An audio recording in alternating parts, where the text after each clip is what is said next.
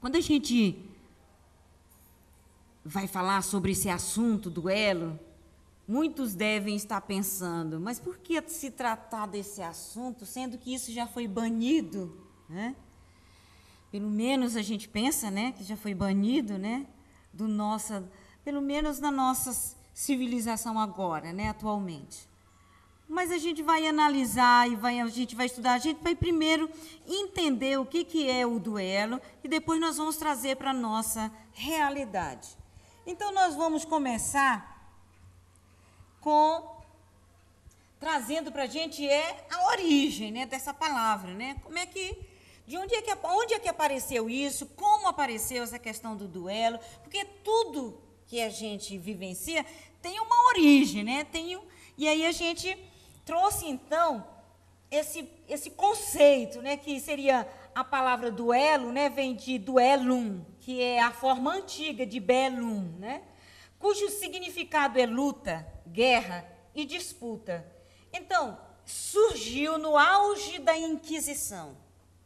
Então, vejam que tem tudo a ver, né, na época, né, surgiu exatamente no auge da Inquisição, lá no século 11, 12, né? E foi até meados do século 20. Então, vejam que meados do século 20, ainda a gente encontrava ainda aquele duelo, como a gente entendia, como a gente conhecia. Mas como é que é esse processo, né? Como se deu, né? Como é que era conhecido isso? Como é que isso surgiu na nossa história? Então, gente, o duelo é um combate entre duas pessoas. Então, são motivadas, em geral, por ofensa, insulto à honra. Então, o duelo está muito ligado a essa questão desse insulto à honra da pessoa. E naquela época, quando alguém era insultado na sua honra, hoje, por exemplo, a gente vai para os tribunais. Quando alguém se sente ofendido na sua honra, ele não vai pegar uma espada ou pegar a luva, né? Bater na face e convidá-lo para um duelo. Hoje a gente não faz isso. Mas a gente vai aos tribunais. Quando a gente se sente ofendido, é um direito da pessoa, e a pessoa tem o direito de se sentir ofendido na sua honra, ele vai aos tribunais. Naquele tempo, naquela época, então, quando alguém se sentia insultado, ofendido na sua honra, então ele convidava o indivíduo para um duelo. E tinha várias armas possíveis, né, para se duelar. Então, cada duelante, ele podia ter um padrinho, ainda tinha que ter um padrinho, que o assessorava, dizendo como ele deveria agir. Existia todo um preparo nesse processo. Então, cada duelo podia ter um juiz que fazia obedecer às regras tratadas previamente. Então, gente, tinha regras, né? Tinha um juiz e cada duelante tinha direito a um padrinho que assistia ali todo aquele processo. Então, vejam que o duelo, ele era motivado por uma ofensa, um insulto à honra. Que honra? Que a gente pode entender isso, né? É um sentimento de dignidade própria que leva o homem a procurar merecer e manter a consideração pública. Então, era isso que eles buscavam no duelo. Alguém se sentia motivado, né? Sentimento ele foi atingido na sua dignidade. Daí, ele precisava resgatar isso. Para resgatar isso, ele convidava a pessoa a duelar. E aí, tinha toda uma regra que tinha que ser obedecida na época. E o juiz participava e as regras lá tinham que ser cumpridas. Então, esse era o processo na época, como se executava o duelo. Então, a gente pergunta, o que é o duelo? Seria legítima defesa? Então, a pessoa se sentiu ofendida na sua honra, ele não tinha o direito de buscar ali, né, defender? Então, era uma legítima defesa? Seria um ato de coragem e desprezo pela vida? Então ele tinha que ter muita coragem, porque às vezes ele nem sabia usar a arma. Mas mesmo assim ele ia enfrentar. Ou era um desprezo pela vida? Seria um meio, né, de resolver disputa pela força? Honra e grandeza diante dos homens, já que ele se sentia atingido na sua honra? Seria olho por olho, dente por dente? Ou seria um pretenso juízo divino? Então a gente foi buscar a resposta lá no Evangelho segundo o Espiritismo, lá no capítulo 11, lá nos itens 11 a 16. Seria legítima defesa o duelo? O que diz o Evangelho? O Evangelho diz que seria resquício de barbárie. Seria um ato de coragem e desprezo pela vida? Lá o Evangelho vem dizer que seria uma prova de covardia moral. Seria um meio de resolver disputas pela força? O Evangelho nos diz que é uma forma de prorrogar disputas além túmulo. Por que ele seria uma forma de prorrogar disputas no além-túmulo? Porque ninguém morre. E vai que o cara que morreu ali naquele duelo sente lá do outro lado, né, que aquela luta foi injusta, e aí ele continuava. Pode continuar a perseguir. Daí é uma forma de prorrogar essa disputa no além-túmulo. Honra e grandeza diante dos homens, então o Evangelho vem dizer que desonra e pequenez espiritual o duelo. Que não tem nada de grandeza nesse ato, que seria uma pequenez espiritual esse processo. Seria olho por olho, dente por dente. E Jesus vem nos dizer que a gente deve apresentar a outra face. Quando a gente é ofendido, apresentar a outra face, né? Pretenso juízo divino, o Evangelho diz que seria extrema falta de juízo diante de Deus. A gente pensa, né? Um pretenso juízo divino, ele está dizendo que é falta de juízo, né? A gente entrar nesse processo. Então, a questão do duelo seria o seguinte: a prática do duelo não está conforme as leis naturais. Está lá no Livro dos Espíritos, quando trata dessa questão. Não está de acordo com as leis naturais. E por que será que o duelo não está de acordo com as leis naturais? Por comportar dois tipos de atentado à vida: o assassínio e o suicídio. O assassínio é aquele que vai e acaba matando a outra pessoa, e o suicídio é aquele que sabe que não tem a menor condição e mesmo assim ele vai. Então o assassínio é matar alguém e o suicídio é a atitude individual de extinguir a própria vida, porque ele sabe lutar com espada. Então, quando você era chamado ao duelo, escolhia-se as armas que ia ser utilizada pelos duelantes. E muitas vezes a arma o cara nem conhecia, nunca tinha utilizado a arma. E mesmo assim ele vai, porque não posso negar, o cara me chamou e eu não vou, e onde é que fica a minha honra, a minha dignidade? E aí seria um suicídio. Perante, né, o entendimento, né, da espiritualidade seria uma forma de suicídio.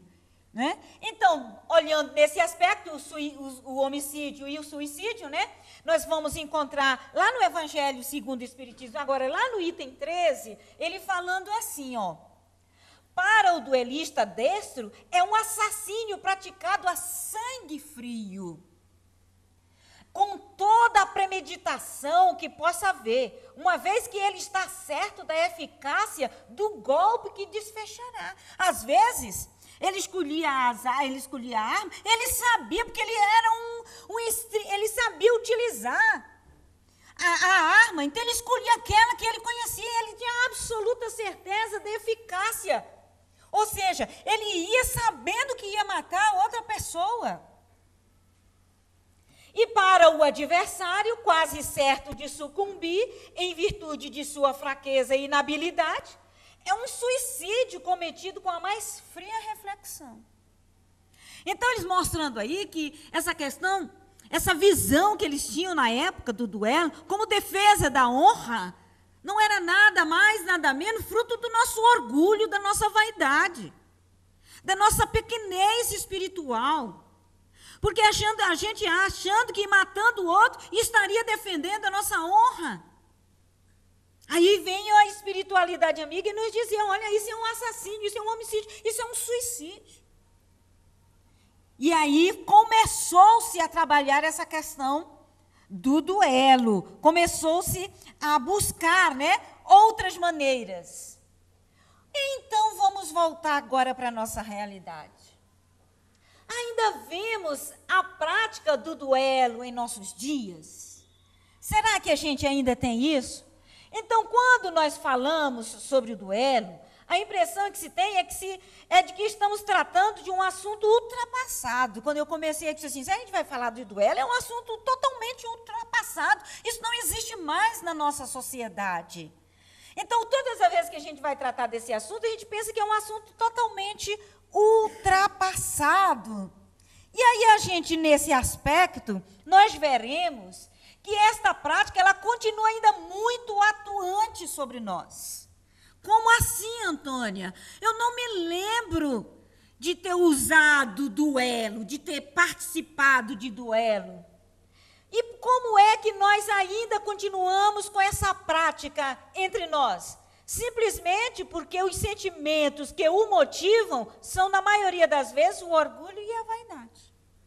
Ora, se o orgulho e a vaidade, que são os sentimentos que motivam o duelo, e infelizmente ainda não conseguimos nos libertar desse sentimento, isso significa que continuamos duelando entre nós.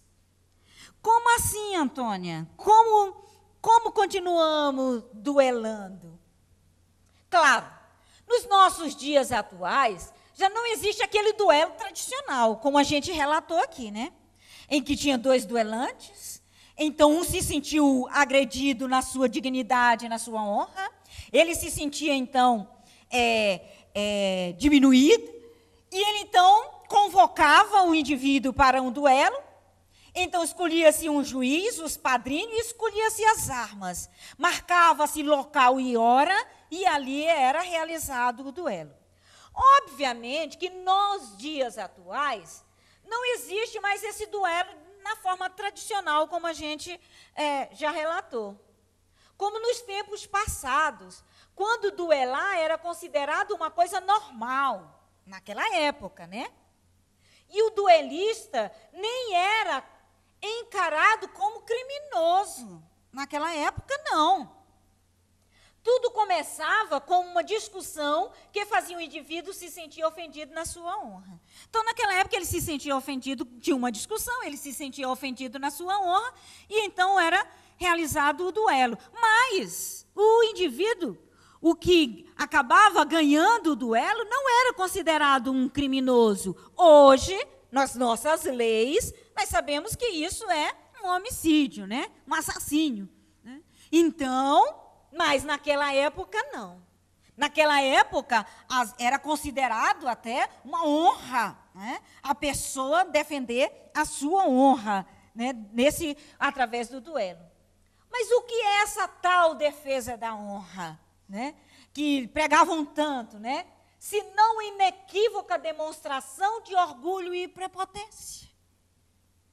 Então, quando a pessoa se sentir ofendida na sua honra, eu tenho que defender a minha honra. E o que seria isso, se não uma demonstração desse nosso orgulho, da nossa prepotência?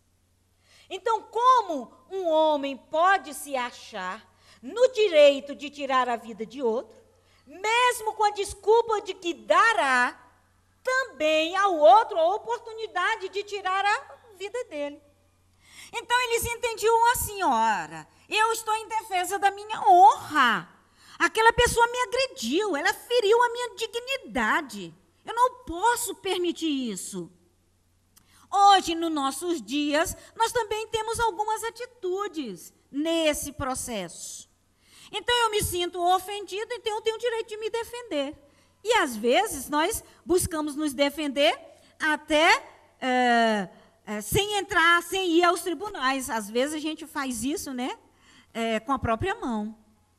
Então, com a desculpa, mas assim, não, mas eu tenho o direito, veja bem, eu não sou injusto, eu dou a ele o direito também de tirar a minha vida, porque nós vamos duelar, salve-se quem puder. Mas a verdade era que aquele que convidava já sabia a arma que ele ia usar. Então, na verdade, ora, essas vidas pertencem a Deus. Foi Ele quem as criou. Portanto, só Deus tem o direito de tirá-las. Mesmo em defesa da nossa honra. Não temos esse direito. Porque só Deus tem esse direito, porque Ele nos deu a vida. Nós não temos esse direito. Isso é violar uma lei divina. É uma violência contra essa lei, que é uma lei de amor. Então, buscarmos que só Ele tem esse direito. Então, seria, na verdade, um orgulho e uma prepotência nossa, achar que a gente tem esse direito. E aí a gente utilizar desse processo. E o que é o ponto de honra, afinal? Então, os espíritos nos dizem, nas obras da codificação espírita, que é a mais clara manifestação das duas chagas que assolam a humanidade. A vaidade e o orgulho. Então, esse ponto de honra que a gente defende tanto, está intimamente ligado com a nossa vaidade e o nosso orgulho. Daí a gente acha que tem o direito de destruir o outro. Daí a gente acha que tem o direito de utilizar de alguns mecanismos para, às vezes, mecanismos cruéis para defender esse tão chamado ponto de honra. E aí, utilizando, às vezes, de recursos terríveis para defender a sua honra. Então, quando os homens se tornam melhores e estão mais adiantados em moral, compreendem que o verdadeiro ponto de honra está acima das paixões. Quando a gente tem esse entendimento, quando a gente tem essa compreensão, nosso ponto de honra está acima das nossas paixões, dessa coisa mesquinha que nós valorizamos tanto. Está acima, terrenas, e que não é matando, nem se deixando matar, que vão conseguir reparar os agravos recebidos. Porque a gente acha que matando o outro nós vamos reparar esses agravos recebidos. Naquela época, eles acreditavam nisso, eles defendiam isso. E depois, quando à medida em que a gente foi avançando, foram criadas leis, foi se deixando para trás isso, porque se chegou-se à conclusão que isso não tinha sentido. E aí a gente foi entendendo, à medida em que a gente foi se adiantando moralmente, nós fomos aprendendo outros valores, a gente foi valorizando outras coisas, e a gente foi deixando para trás muitas dessas coisas, que não têm a menor importância, essas paixões terrenas, que não vai levar a gente a lugar nenhum. E aí a gente foi valorizando outras coisas, e entendendo que matar o outro não vai liberar a gente dessas ofensas. Mas a gente compreendendo, entendendo a condição do outro, observando que, naquele momento, a pessoa não estava em sã consciência. Aí vem a questão do perdão, do amar o outro, do amar o próximo como a nós mesmos. A partir do momento que a gente foi desenvolvendo esses sentimentos, a gente foi deixando para trás essas questões, essas paixões terrenas, e foi vivenciando outros valores. Então, o que a gente, lá no livro, no Evangelho segundo o Espiritismo, quando ele trata do assunto, ele diz assim, em que nós devemos pensar, então, como é que a gente fica nesse processo, quando a gente é agredido, quando a gente é ferido. Ele disse, só é verdadeiramente grande aquele que, considerando a vida uma viagem que o há de conduzir a determinado ponto, pouco caso faz das asperezas da jornada. Pouco caso faz dessas situações que não nos levam a lugar nenhum. Buscar, magoar o outro, ofender o outro. À medida que a gente vai entendendo, a gente pouco caso vai fazer disso. E não deixa que seus passos se desviem do caminho reto. Então, à medida em que a gente vai evoluindo, que a gente vai entendendo, vai compreendendo, e o outro vem nos agredir, a gente não dá muita importância a isso. E por que será que a gente ainda dá muita vazão a isso? Porque ainda estamos, é muito grande ainda a nossa vaidade, o nosso orgulho. Por isso que a gente se sente tão profundamente ofendido quando alguém diz alguma coisa, quando alguém fala alguma coisa. Daí a gente se sente profundamente ofendido. Na verdade, é o nosso orgulho, é a nossa vaidade. Tem uma história que conta que havia um desses grandes missionários, e que um dia, eles, para testar ele, levaram uma pessoa, e essa pessoa começou a xingar ele, começou a dizer coisas terríveis para ele. E o pessoal tudo assistindo e vendo, ele disse assim, mas por que será que ele não reage, não diz alguma coisa? E terminado aquilo tudo, né, depois aquele indivíduo disse tudo que ele queria dizer, e ele perguntou, mas o senhor não vai reagir? E aí, ele, dentro da sua condição evolutiva, ele disse assim, quando alguém lhe dá um presente e você não aceita aquele presente, com quem deve ficar o presente? E ele disse, com a pessoa que lhe deu o presente. E ele disse, então, você me deu todos esses presentes, mas eu não aceito esse presente. Então, deve ficar com você esse presente. Então, aí a pessoa que o estava agredindo, ferindo, né, entendeu ali aquela compreensão que ele disse assim, ele não se sentiu ofendido com aquilo. E disse, o presente fica com você porque eu não quero esse presente. Então, ele nem se magoou, não se sentiu magoado. Mas nós, dentro da nossa condição evolutiva, quando alguém diz alguma coisa, quando alguém fala alguma coisa, a gente já vem com a resposta na ponta da língua. Então, esse é o processo. E como é que é o duelo nos dias de hoje, gente? Facebook. Aí você assim, não, Antônia, eu não participo de duelo. Gente, o que a gente tem que ver no Facebook é duelo. É um massacrando o outro. Um dia meu sobrinho perguntou, tia, a senhora tem Facebook? Eu disse, não. Ele disse, a senhora não existe no mundo. Aí eu criei a página no Facebook, porque ele disse que eu não existia. Eu queria existir no mundo. Nunca escrevi uma palavra. Porque toda vez que eu entro no Facebook, eu desisto. Tem algumas coisas interessantes, deva-se dizer, né? Mas, gente, no Facebook é para se falar mal dos outros, né? É colocar, às vezes, né, muitas vezes, né, utilizar esse mecanismo, mas a gente vê ali, gente, é ou não é verdade isso? Olha o duelo hoje em dia. Nós temos também o duelo de palavras. Que a gente diz assim, eu nunca tive, mas temos o duelo de palavras. Lá na questão 759 do Livro dos Espíritos, ele pergunta, qual é o valor do que se chama de ponto de honra em matéria de duelo? Orgulho e vaidade, duas chagas da humanidade, a gente falou sobre isso. A gente tem ou não tem na escola os alunos duelando para ver quem é o melhor? Para ver quem se dá melhor?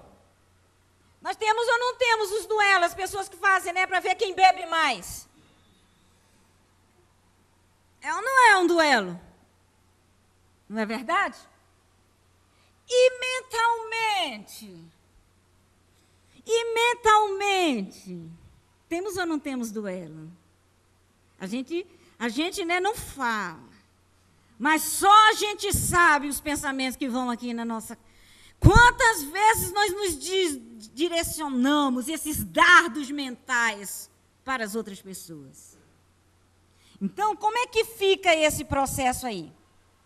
Hoje em dia, nós não temos mais aquele velho e tradicional duelo, mas realmente nós o abolimos? A gente viu aí que não é bem assim, né? Será que já nos libertamos do orgulho e da vaidade que nos impelam à prática de um outro tipo de duelo? Que outro tipo de duelo, Antônia? Vamos pedir ajuda aos universitários. Eles vão dizer para nós. Quem são esses universitários que vão dizer para a gente se a gente já superou ou não superou isso? Então vamos pedir ajuda aos universitários. Vamos pedir ajuda a quem? A Emmanuel. Lá no livro Canais da Vida. Ele diz o seguinte: realmente a civilização baniu o duelo das praças públicas. Verdade? Verdade. E não mais vemos espadas desembainhadas, suscitando aflição, ferimento e morte. Os códigos evoluídos reprimem hoje nos povos mais cultos semelhantes manifestações de animalidade e selvageria. Verdade. Entretanto, se as lâminas repousam ensarilhadas, não ocorre o mesmo com os dardos envenenados da vida mental. É verdade, não temos mais aí a espada.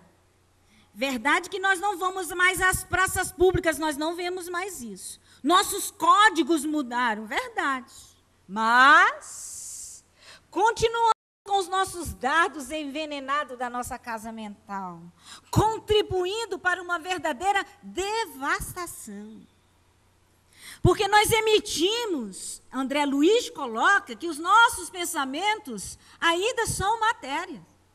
Então, nós pensamos, nós emitimos, nós criamos essas formas, pensamentos, e a gente cria verdadeiras enfermidades, diz André Luiz. Verdadeiras enfermidades, fruto das nossas energias mentais. Muitas vezes arremessamos raios de perturbação e indisciplina, angústia e destruição para todos os ângulos da estrada em que a nossa vida se movimenta. Quantas e quantas vezes nós não fazemos isso? São os pensamentos desvairados do psiquismo deprimente, das quais nós contribuímos. Fruto dos nossos pensamentos deletérios, fruto dos nossos pensamentos negativos, nós emanamos esse campo de energia e contribuímos, nós viciamos o nosso ambiente, contribuindo para essa sensação, ou contribuímos para que o meio ambiente fique adoecido. Vamos pedir também a ajuda de Joana de Ângeles. E o que Joana nos diz em relação a isso? Mas a criatura humana é sempre herdeira de suas más inclinações. Antigos hábitos do passado espiritual não desaparecem com facilidade. Ou seja, ainda esses hábitos estão arraigados, eles estão ainda presentes na nossa vida. E, como não foram eliminados, contribuem para as nossas atitudes, para a nossa maneira de proceder, inclusive para as nossas escolhas. Está lá arraigado, está lá no nosso inconsciente. E como está tão escondido, nós escondemos isso tão severamente que escondemos de nós mesmos. Mas, às vezes, isso vem à tona na nossa maneira de proceder, na nossa maneira de agir. Quando a gente percebe, a gente tem uma atitude, um comportamento, e aí a gente vê que ainda nós somos herdeiros desse nosso passado espiritual. Orgulho, arrogância, prepotência, egoísmo, ódio, ressentimento, são vícios que ainda pesam fundo na economia moral da humanidade. Por isso, nós ainda duelamos mentalmente. Esses sentimentos cruéis são a herança do que se viveu no nosso pretérito remoto, mas que ainda estão presentes na nossa vida. E é por isso que nós estamos aqui, nesse mundo de provas e expiações, com a finalidade de modificarmos isso dentro de nós. Esse é o grande objetivo, a finalidade da nossa vida. Trabalhar isso dentro de nós. Limpar isso que ainda está escondido dentro de nós. Nós só faremos a nossa reforma íntima quando a gente fizer essa limpeza que está guardada dentro de nós. Superá-los é o dever de todo homem comprometido com ideais de paz e redenção. Para isso, nós reencarnamos. Nós reencarnamos com esse objetivo, com essa finalidade. De buscar essa nossa mudança, essa transformação, não é mudar o outro. É muita ilusão e pretensão nossa achar que nós vamos mudar o outro. Se a gente conseguir, o outro só vai mudar se ele quiser. Podemos orientá-lo. Podemos mostrar as consequências, porém, se ele não quiser, infelizmente, nada podemos fazer. Como visto, hoje, não há mais os duelos de vida e morte, mas as criaturas permanecem se digladiando por bobagens. E é verdade, bobagens. Nós ainda continuamos assim por bobagem. Então, esse é o nosso objetivo. Você já participou de algum duelo? Perguntando. Alguém já participou de algum duelo? Aí vocês, não, Antônio, isso não existe mais. Isso é coisa do passado. Vamos ver se a gente participou ou não de algum duelo? Se considerarmos o duelo como qualquer forma de combate, de desafio, duelo de ideias e entre tendências opostas, a pergunta faz sentido, né? Faz algum sentido. Então, vamos ver. Se fizermos uma análise mais profunda dos nossos pensamentos e atos, perceberemos que o duelo ainda faz parte do nosso dia a dia. Querem ver? Não matamos mais com espadas ou pistolas, mas será que não matamos ou não deixamos matar-nos de outro modo? Tem gente que mata ou se deixa matar de raiva, decepção, de tristeza, de angústia, de tédio, de solidão, de inconformismo. Nós continuamos matando. Não mais com pistolas, com espadas, mas continuamos matando. Continuamos nos matando de tédio, de ódio, de inconformismo, angústia. Nós continuamos ainda duelando, não só com o outro, mas com a gente mesmo. Continuamos duelando no nosso dia a dia, no recinto doméstico, no ambiente de trabalho, no empurra-empurra das filas, dos rachas, e nas ultrapassagens arriscadas no trânsito, nas discussões acirradas por causa de futebol, religião, partido político, é ou não é? O que a gente viu nessa eleição, gente? Então, continuamos duelando, fazendo parte de tudo isso. Recentemente saiu no Jornal Nacional, se eu não me engano, em São Paulo, 2 motoristas tinham que entrar numa rua, os 2 tinham que entrar numa rua. Os 2 um deveria ceder para que o outro passasse, nenhum dos 2 se permitiu isso. Aí um entrou, o outro entrou também, aí como chama aquele do carro? Retrovisor, foi arrancado. O outro desceu do carro, num ódio violento, quebrou o carro todinho do outro. A gente viu recentemente também numa reportagem, acho que um cara o carro passou na frente do outro, ele parou lá na frente, parou o carro, tirou a arma e deu um tiro no outro motorista. Então, nós continuamos com essa coisa acirrada, nessas discussões acirradas. E no futebol, gente, quantos a gente não tem visto aí? Quantas mortes não têm acontecido?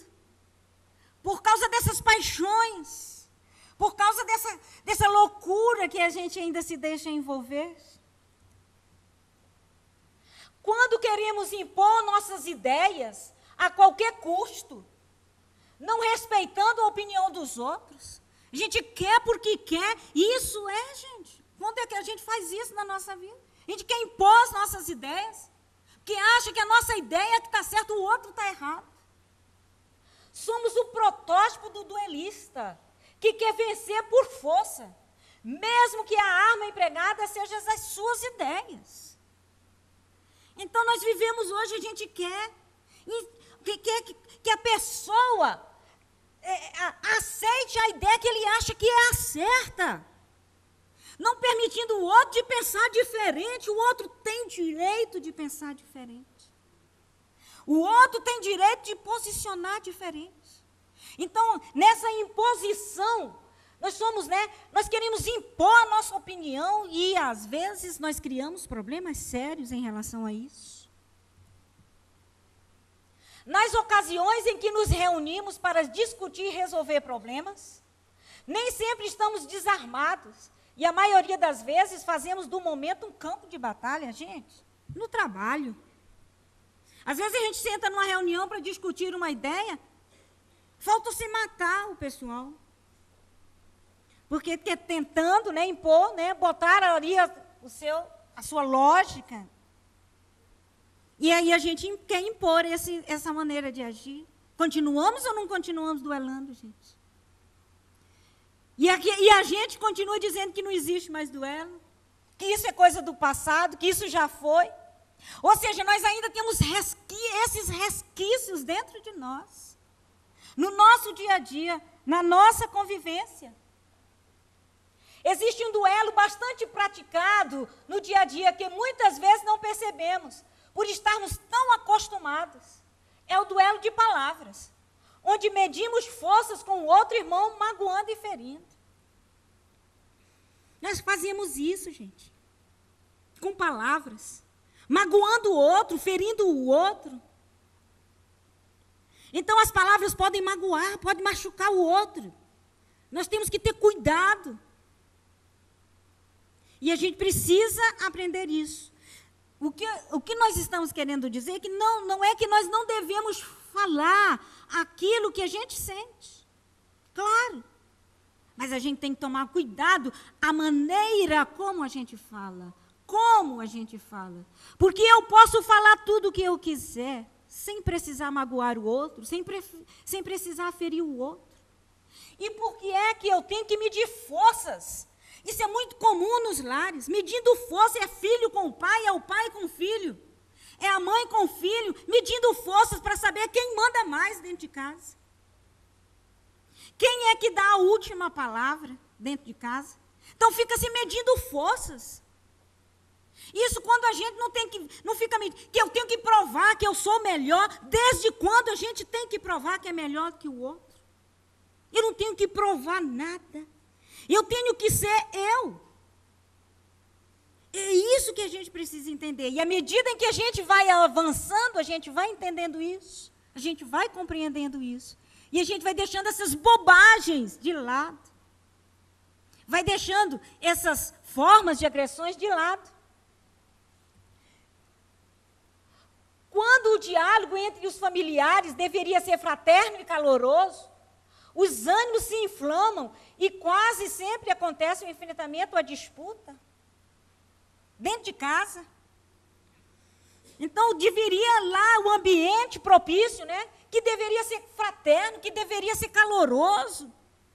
Então, a gente vê aquelas confusões terríveis dentro de casa. Aquelas formas, né? Aqueles ânimos se inflamam. Gente, nessa última eleição, amigos meus disseram que foram tirados do Facebook da página. Não falo mais contigo enquanto não terminar a eleição. Ficaram inimigos com as pessoas que não se falavam. Acho que agora já estão voltando a se falar, né?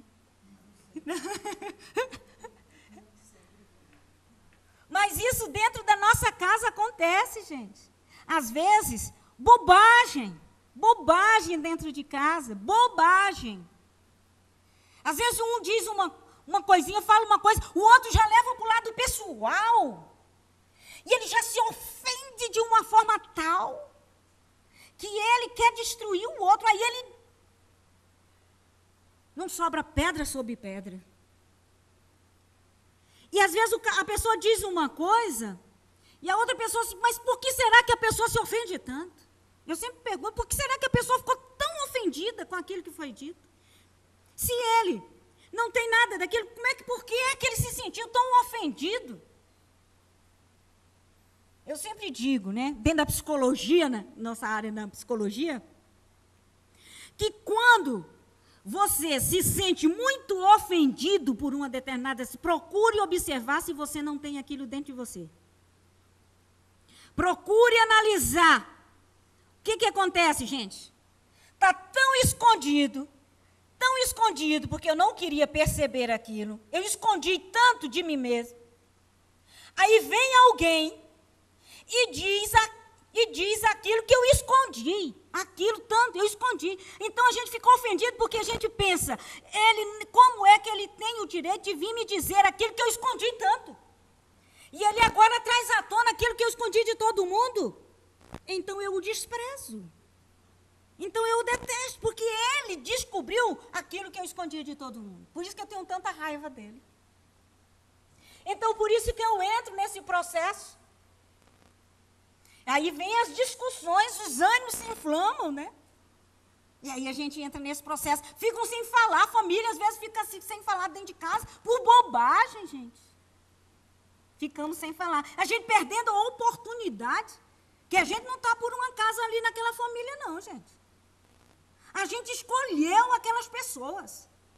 A gente pediu para estar ali, junto com aquelas pessoas.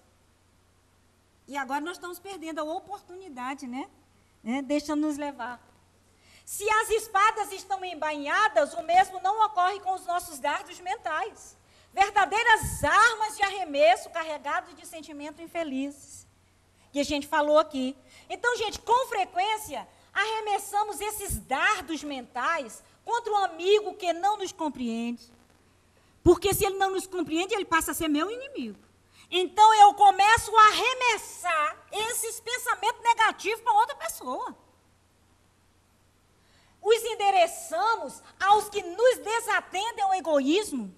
Então, aquelas pessoas, extremamente egoístas, pensam só em mim. Então, aquela pessoa, como ela não me atendeu? Então, começo a arremessar esses dados mentais. Começo a mandar pensamentos negativos para aquela pessoa.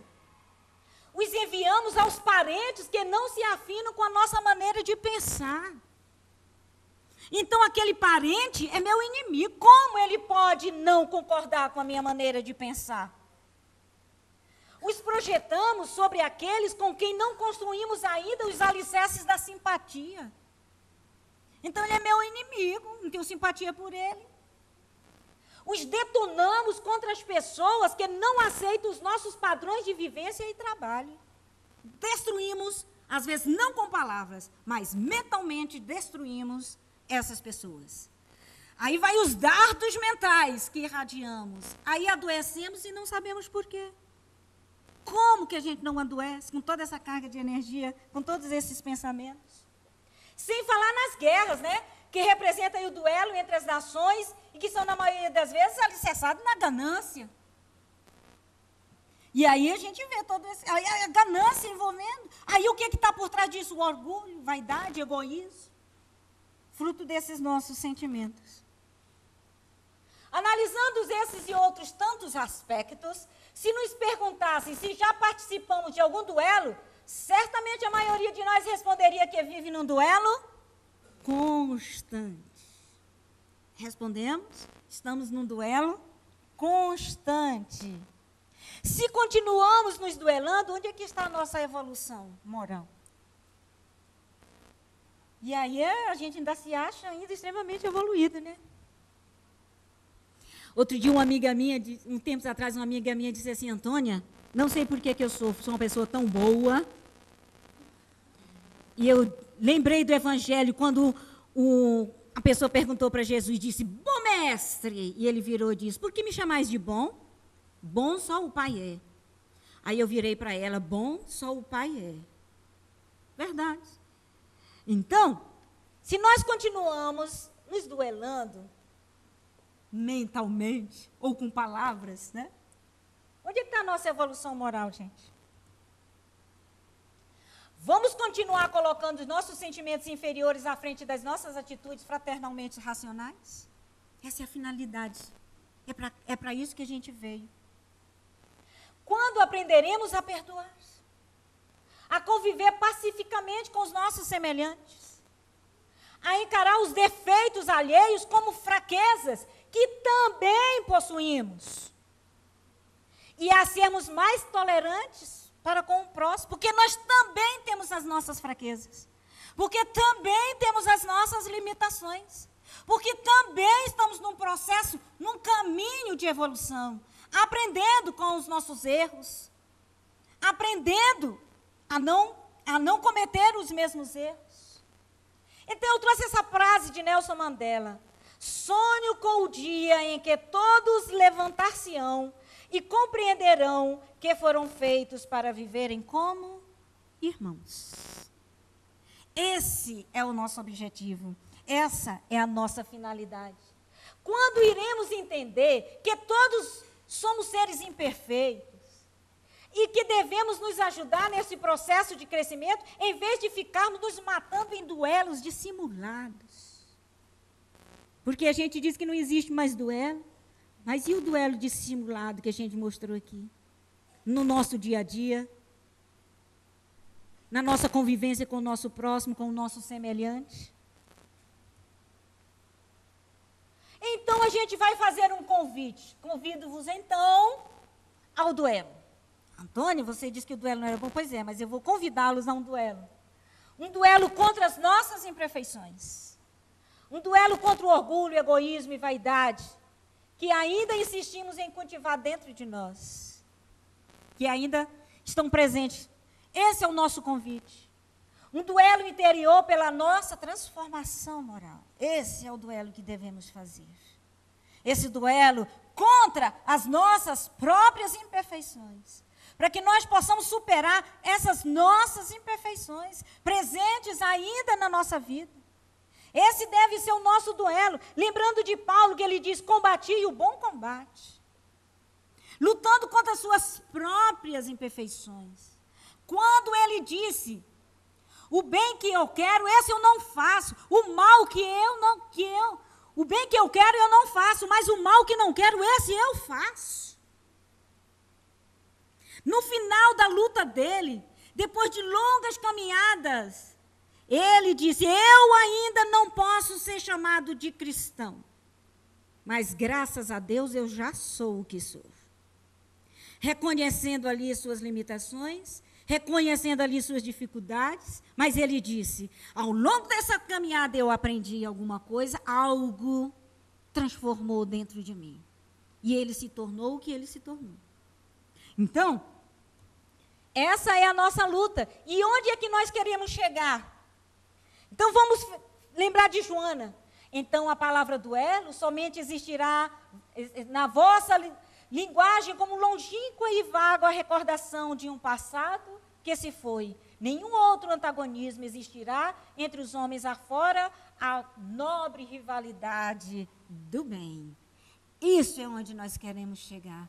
Essa rivalidade, a nobre rivalidade de fazer o bem, de praticar o bem. Mas assim como as convenções impuseram o repouso da espada entre amigos, na obra da civilização, o Evangelho consolidará o serviço legítimo da educação espiritual. Proposta: educação espiritual. Nós temos que trabalhar nossa educação intelectual, essas coisas todas, mas esse é o nosso grande propósito, a educação espiritual. Então, cesse com o triste hábito de duelar e ofender e passe a perdoar e compreender. Esse é o nosso grande objetivo, nossa grande luta, nosso grande ensejo. E nós estamos aqui para isso. Não vamos perder essa oportunidade, com coisa tão pequena, com bobagem, deixarmos de aproveitar essa nossa vida, a chance que nós estamos tendo. Daí, fica aqui o convite para refletirmos sobre tudo isso e lançarmos um desafio ao único duelo concebível, o duelo do homem novo, mais consciente, espiritualizado, que começa a surgir em nós contra o homem velho, com o seu materialismo e as suas más inclinações, que precisa ser combatido diariamente em nossa intimidade. Daí o vigiar e o orar. Não o vizinho, não os outros. Não é olhar o que os outros estão fazendo. É vigiar nossa intimidade. É vigiar o que nós estamos pensando, o que nós estamos fazendo da nossa vida.